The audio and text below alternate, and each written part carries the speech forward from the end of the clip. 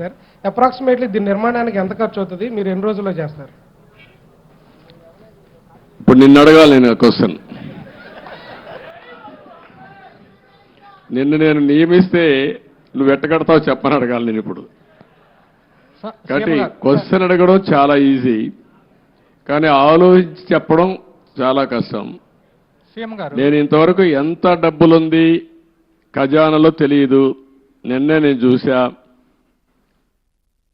Of borrowing on borrowing రెండు ఉన్నాయి.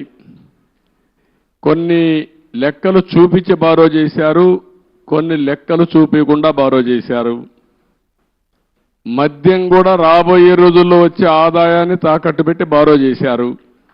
అది కూడా ఎంత బారో చేశారు ఇంకా ఎతకాలి.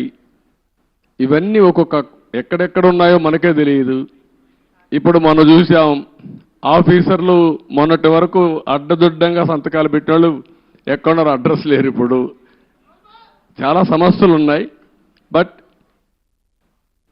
ప్రజలు ఇచ్చినటువంటి మ్యాండేట్ చాలా స్పష్టంగా ఇచ్చారు.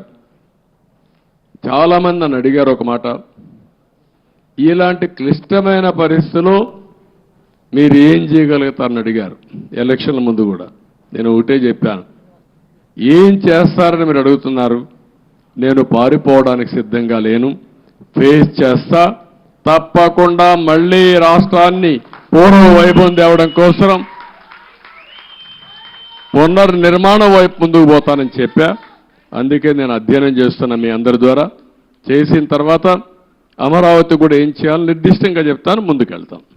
రాజధాని ప్రాంతంలో భూములు ఏమైనా తాకట్టు పెట్టారా సార్? రాజధాని ప్రాంతంలో భూములు కూడా ఏమైనా తాకట్టు పెట్టారా?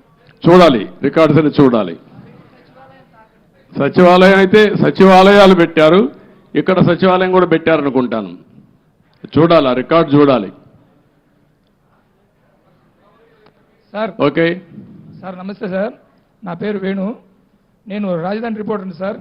ఒక 12 సంవత్సరాల నుంచి ఇది రాజధాని కాకముందు నుంచి ఇక్కడ ఉన్నాను. మీరు అమరావతిని చరిత్రగా నిలబెడదామని ఎలా ఉన్నారు, ఈ చరిత్రలో జరిగే కొన్ని కార్యక్రమాలను కూడా అలాగే దిష్టిబొమ్మలాగా అలా ఉంచి మంచిని చెడును చూపించే మా రాబోయే తరాలకు కూడా అలాంటి చూపించే విధంగా ఉంటే ప్రజావేదిక బాగుంటుందని నా ఉద్దేశం సార్. ప్రజావేదిక అట్నే పెట్టాలంటావు? అంతే సార్. ఓకే, నువ్వు ఒక మంచి సజెషన్ ఇచ్చావు. ఎందుకంటే ఇది జపాన్లో కూడా ఏం చేశారంటే, ఏవేవి హీరోషిమా ఒకటి,